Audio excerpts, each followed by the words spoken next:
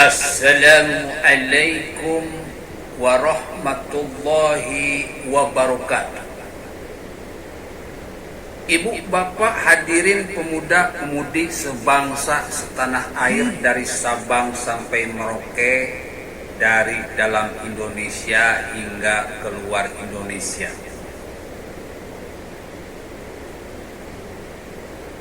Kemarin saya membuat 2 video. Video tersebut berisi kritikan kepada pemerintah. Sengaja saya buat sebagai contoh bagi mereka yang tidak bisa membedakan mana hinaan, mana kritikan. Sekali lagi, sebagai contoh bagi mereka yang tidak bisa membedakan mana hinaan, mana kritikan. Video saya itu mengandung unsur kebaikan, mengandung unsur pendidikan, memberitahukan sesuatu yang salah dan memperbaiki berupa solusi-solusi agar dikerjakan oleh pemerintah ke depannya. Tidak ada unsur paksaan bagi pemerintah untuk mendengar kritikan saya, untuk mendengar saran saya, untuk mendengar nasihat saya. Kalau dituruti syukur, enggak juga enggak apa-apa. Enggak usah marah-marah. Karena kita fungsinya ini watawasau bil haq, watawasau bis sabr. Saling menasehati di dalam kebaikan, saling menasehati di dalam kesabaran. Menasehati di dalam kebaikan ketika ada sesuatu yang salah, kewajiban saya untuk menasehati. Ketika Indonesia dilanda dengan virus corona yang semakin hari semakin mencekam, maka kewajiban saya untuk menasehati agar rakyat Indonesia dan pemerintah bersabar. Innallaha ma'as sabirin. Allah beserta orang-orang yang sabar.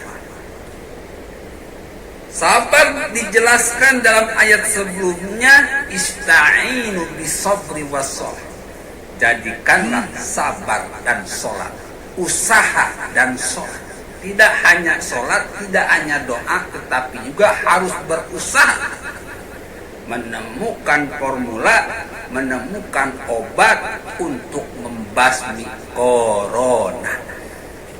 Kita doakan semoga para ilmuwan di Indonesia mampu menemukan formula untuk membasmi corona. Amin ya Allah ya Rabbal Alamin.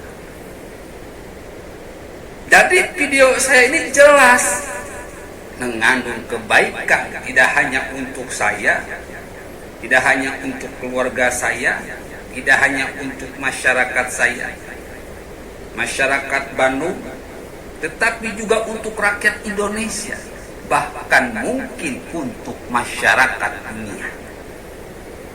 Karena saya lihat video saya ini sudah ditonton, ada yang dari Australia, dari Amerika, dari Arab Saudi, dari Hong Kong, dari Malaysia, dari Brunei, dari Rusia, dan sebagainya yang tidak bisa saya sebutkan satu-satu. Tapi kalau video yang berisi kritikan, isinya itu berupa kejahatan, isinya itu berupa ghibah, isinya itu berupa tebar kebencian, ingin menghancurkan nama baik pemerintah tanpa solusi yang dikedepankan, malah emosi yang dikedepankan. Seperti video Ustadz Zulkarnain, Tengku Zulkarnain, itu video hinaan yang memang niatnya untuk menjelek-jelekan pemerintah, tebar kebencian, memprovokasi umat agar benci kepada pemerintah. Video Ustadz Waloni Yahya, itu videonya ceramah-ceramah berisi kebencian, tebar ghibah, fitnah, memprovokasi umat agar melakukan gerakan makar pada pemerintah. Habib Rizik sama isinya, tidak ada nilai mendidik, tidak ada nilai keteladanan, yang ada ketauhedanan, membabi buta dan membuta babi, membenci pemerintah dan menggerakkan umat agar melakukan pemberontakan.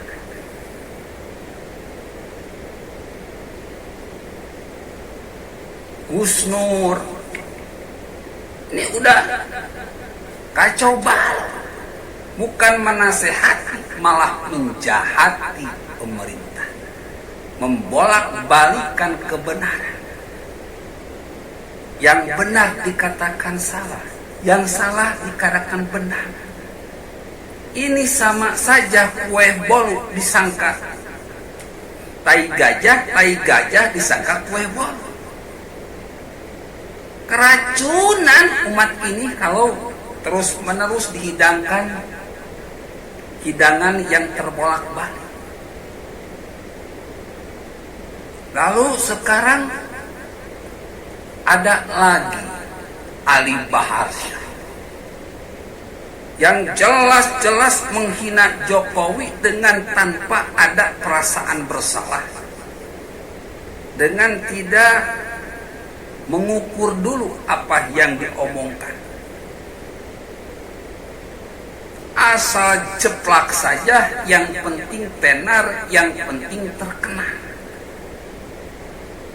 Memang orang-orang seperti Ali Baharsyah ini sangat disenangi oleh kaum kadrun, kaum kampret, kaum innahu kana zaluman jahula, kaum-kaum yang bodoh dan zalim.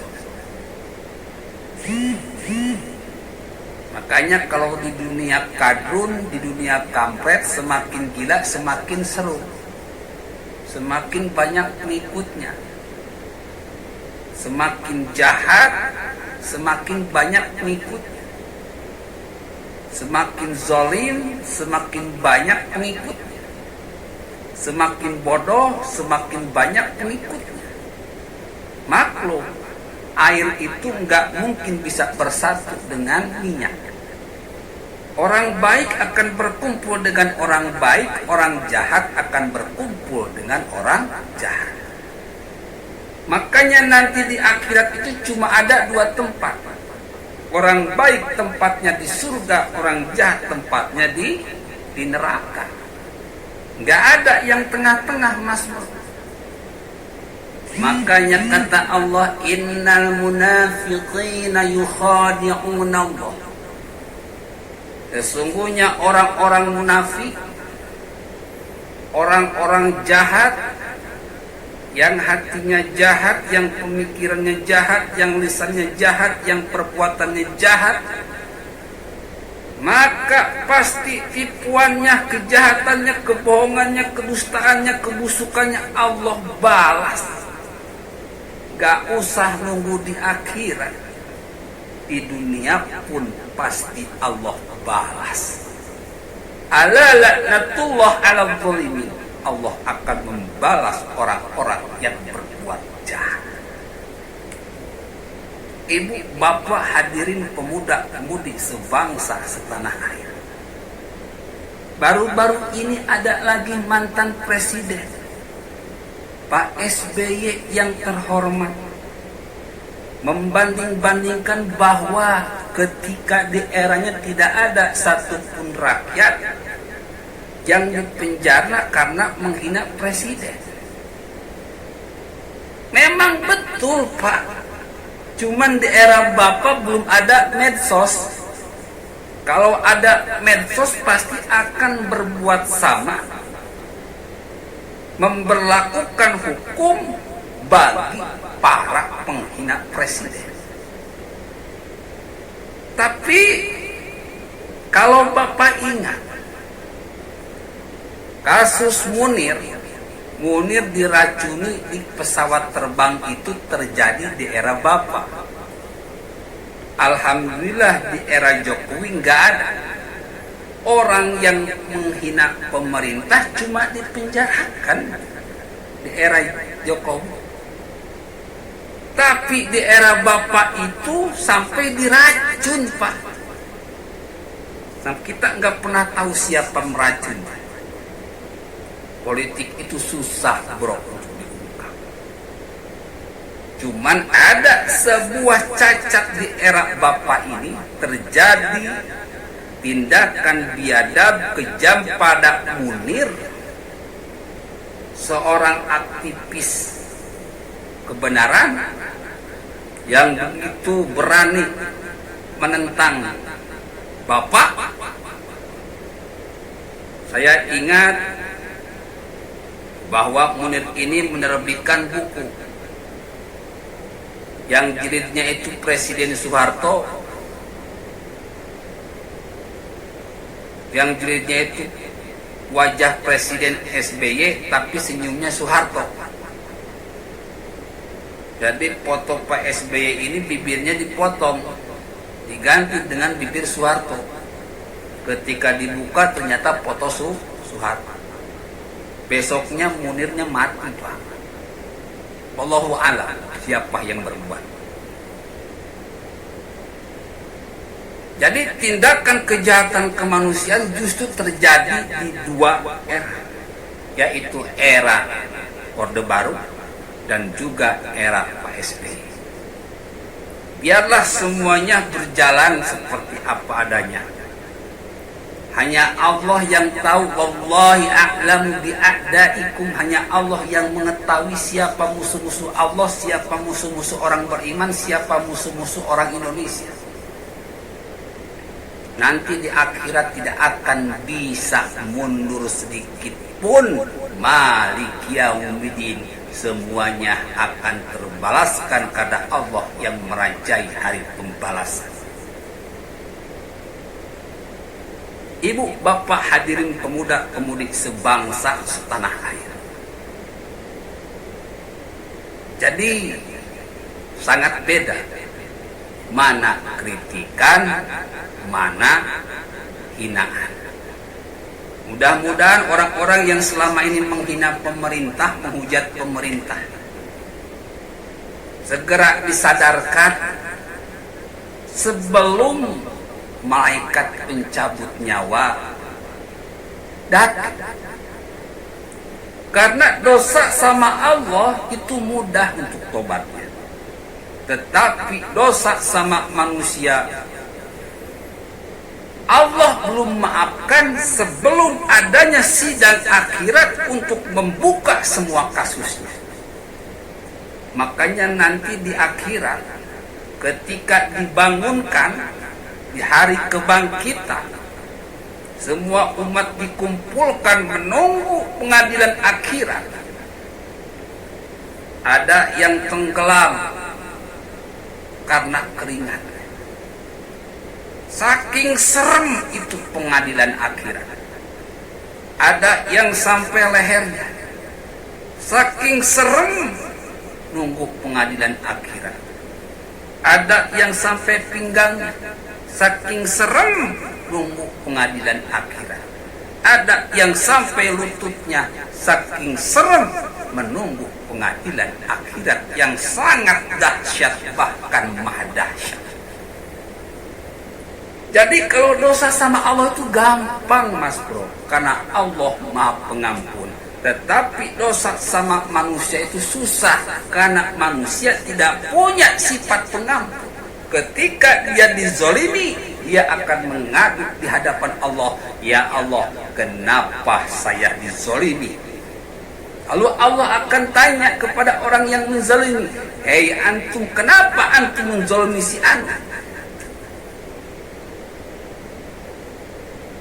Faman ya'mal mithqala dzarratin khairan yarah wa man ya'mal mithqala dzarratin syarran yarah. Semua kebaikan manusia, semua kejahatan manusia akan ditampakkan di sidang akhirat dan akan dibalaskan dengan seadil-adilnya meskipun sebesar debu. Billahil taufiq wal hidayah. Wassalamualaikum warahmatullahi wabarakatuh.